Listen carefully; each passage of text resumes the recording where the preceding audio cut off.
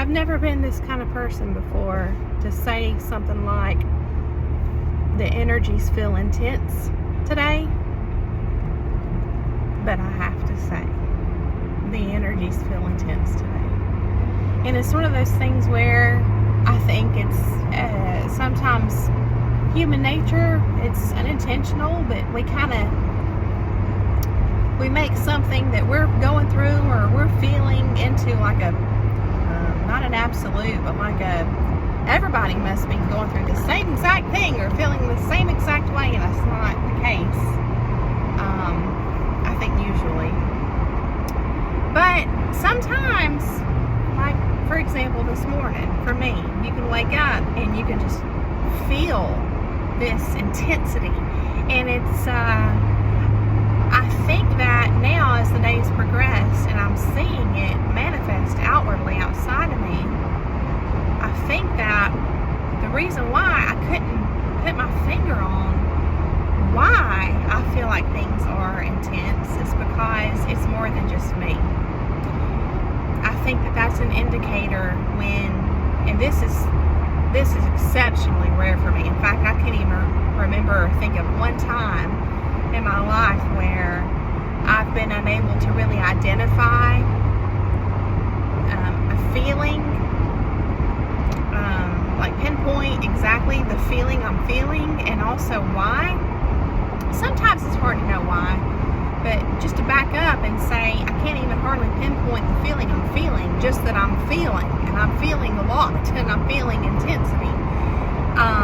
That, to me, it has to, or stands to reason that, it has to mean, or stands to reason that it's beyond In 2 me. miles, take exit 21 to merge onto I-185 south toward Columbus. So there's that. Yeah, I think that it's because it's more than me.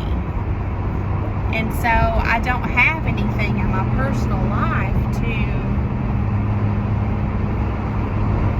pinpoint. I'm just sort of in it. I'm in it. I'm in this energy.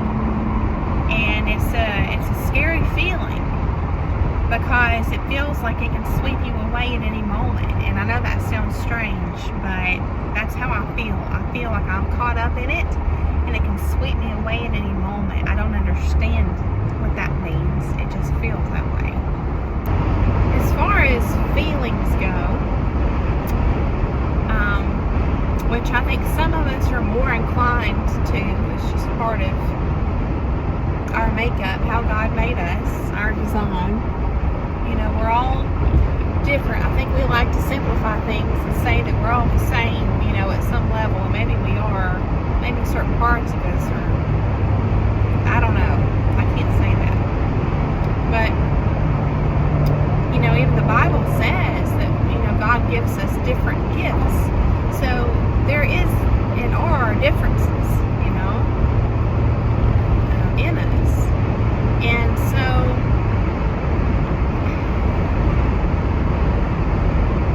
I think that sometimes when things seem intense,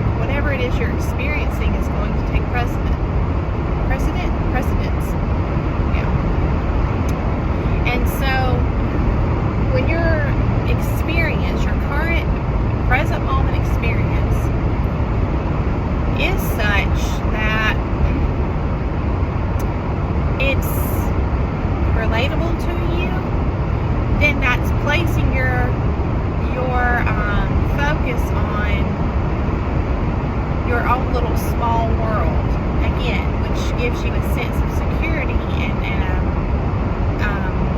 a feeling of it being manageable and expected and known and all this, right? But when there are things beyond our control, I don't think we like to think about those things a lot. And this is really, I feel like when we find ourselves in a situation where the evidence is in our environment all around us and in our life or present moment or whatever, the evidence is that there are things going on beyond our control. It's scary because we know we have limitations to what we can manage and what we have control over. So it's a call to faith is what it is, in my opinion. It's acknowledging that there's something bigger. It's acknowledging the unknown, the presence of uncertainty and the unknown. And I think that it's manageable, even all of that. It's manageable as long as it's just a concept. And it's a discussion and it's, on the level of the intellect and all that. We can do that. We can handle that. But when it's experienced, that's just it. It doesn't have to be something that, like an event, to be experienced. It can simply be a feeling that is experienced. And when that feeling is, again, like obscure and kind of abstract and you can't really make sense of it, that feeling alone can affect us in the same way as an event happening right before our eyes, detectable in our physical world by the senses, showing us in the material realm that things are beyond our control and things are unexpected and all this stuff, right? Sometimes not manageable. Our effect on it is either very limited or null and void altogether. So I think that, again, having a feeling, that's an experience, just to reiterate, because I'm working this out in my own mind, but having the feeling is an experience. And so it can have the same, sometimes, effect on us, on our body, mind, and everything, as an event happening. So feelings in that regard are powerful. So then the question becomes, where do feelings come from? Are they an internal construct, an internal thing? Are they formed and manifested within us, inside of us? And then our imagination or perception amplifies them and we make them more, push them out there and perceive them as beyond us too? Or are they already beyond us? Are they already, I got some poison ivy on me here. So I've got a little bit of a rash. Not too bad this year. You'd think one of these years I would learn. And because I just wear my short gloves and pull it up and it always touches my arm. I'm like, I'll wash it off. It'll be fine. And it's never fine. It never suffices to wash it off. But anyway, so what if the feelings originate outside of us? Just like thoughts. Because again, I think often mistakenly perceive thoughts as coming from within us, as being our own, like we made them. We manifested this thought.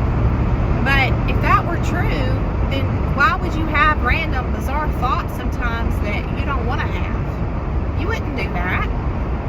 The Bible says, we're supposed to keep guard over our mind and to rebuke, certain things that come across our mind, certain thoughts. We're supposed to take every thought captive unto and under the power of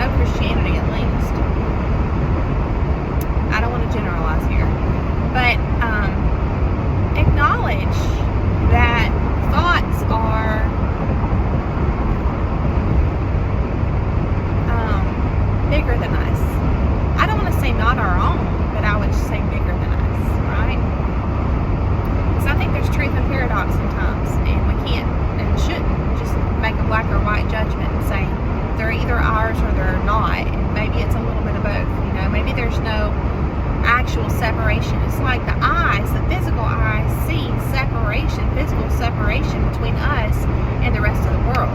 There's an outline to my body. If I'm, an artist and I'm drawing, there's an outline here, right?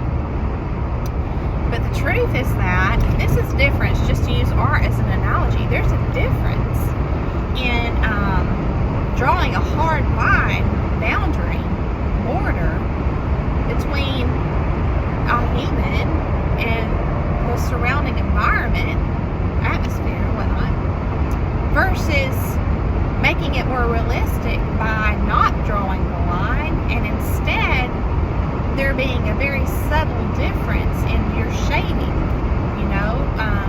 your lights and your darks and your highlights and your shadows and your color and things like that, to just gently show the separation. That's not to say, my point here is to highlight it's not always either or. It's not to say that we aren't separate from our environment, and it's also not to say that we're not, but that somehow, I know this is kind of deep, but this is how my mind works sometimes. It's kind of, to me, it's kind of a little bit of both. It's sort of why there's things in our environment we can feel before they touch us. It's like there's this invisible realm, And maybe if we could see it, maybe if there was nothing invisible to us, we could see everything. We could see static electricity, we could see gases in the air, we could see whatever. Maybe things will make a lot more sense to us. I don't know. But my point is, what if our thoughts and our feelings work the same way? That would explain a whole lot, including why sometimes we seem to have experiences that are really cool, like ESP, with especially people that we love or close to.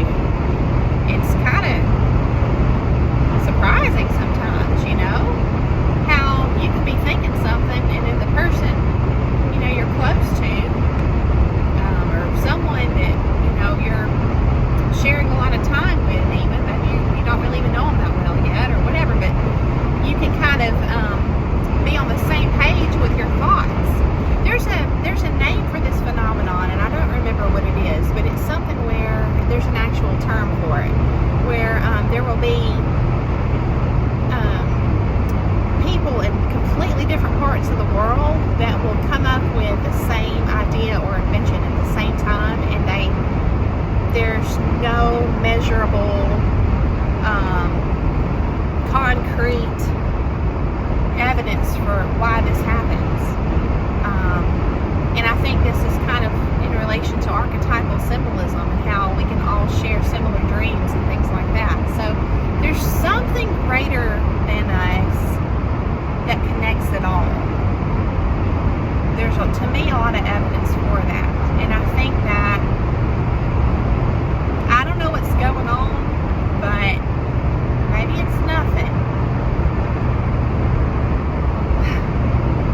But I finally understand why some people say the energies are intense today. Because that's what I'm feeling. It's kind of easing off a little bit as the day goes, but it was especially strong when I woke up this morning. So anyway, just something to think about. I think it's cool how even, the moon, they say affects the tide, the ocean. And our bodies are a very large percentage of water. I forget what the, I had to wave at a Jeep, sorry. I forget what the actual percentage is, but our bodies, and so, teachers can certainly, a long-standing joke in that community of teachers is where, if there's a full moon coming up, that the kids are going to be off, and their energies are going to be intense in the classroom, and it's true. And women and their bodies, we sometimes, it's interesting how when you start to spend time with and share,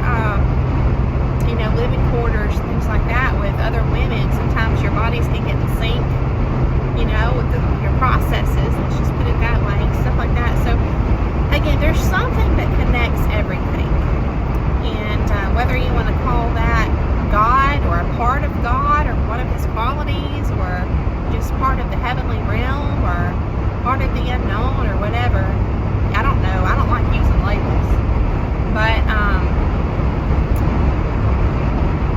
that's why, to me, astrology is not something that, get to my point, something that should be immediately just written off as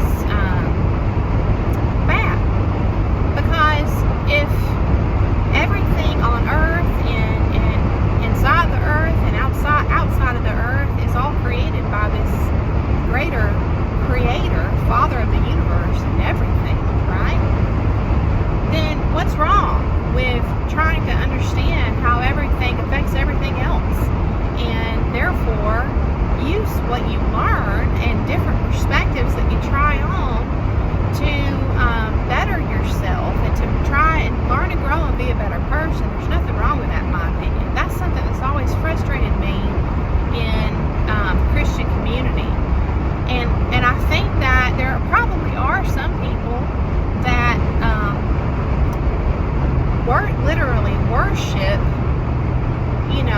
creation or parts of creation and leave out the creator altogether. And I'm not passing any judgment here. I believe in live and let live. That's just my philosophy. Free will, that's part of God's design, so I'm on board with that. You know what I mean? But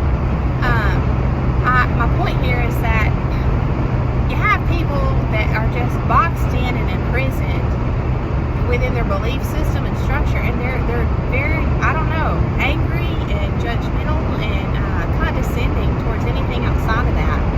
And unfortunately, if you don't want to associate with people like that, and you can pick any topic, politics, religion, or any other topic, medical system, school system, anything to do with the system, nature, development, the economy, it doesn't matter. But if you don't care for that philosophy, in other words, that way of life, that way of thinking in life and operating in life, where people, when I say you don't care for that, people who are comfortable and happy within their belief system and it acting as confinement and them sitting in there almost from a place of self-righteousness and casting judgment and stuff. And then that kind of, if you don't want to associate, or get thick with or close with people who are like that a lot, it's just a part of who they are, that cuts a lot of people out as far as your options for meeting people and developing friendships and stuff like that. It really does. So, and yet I know on the flip side, there's some risk in never rooting down in certain beliefs, but I think those beliefs should be part of your value system, meaning it's good and fruitful and beneficial for one's own life and others. It's rooted in peace and goodness, you know what I'm saying? I think that part of the problem is people define goodness and truth in different ways. But just food for thought, really. And but yeah, I'm looking forward to diving into a little bit of astrology, just as another lens for understanding one's own personality and how that might relate to how God designs us as unique individuals, and how we can better understand ourselves and others, so that we can have we can just be more expanded. We can be operating in our life from a more expanded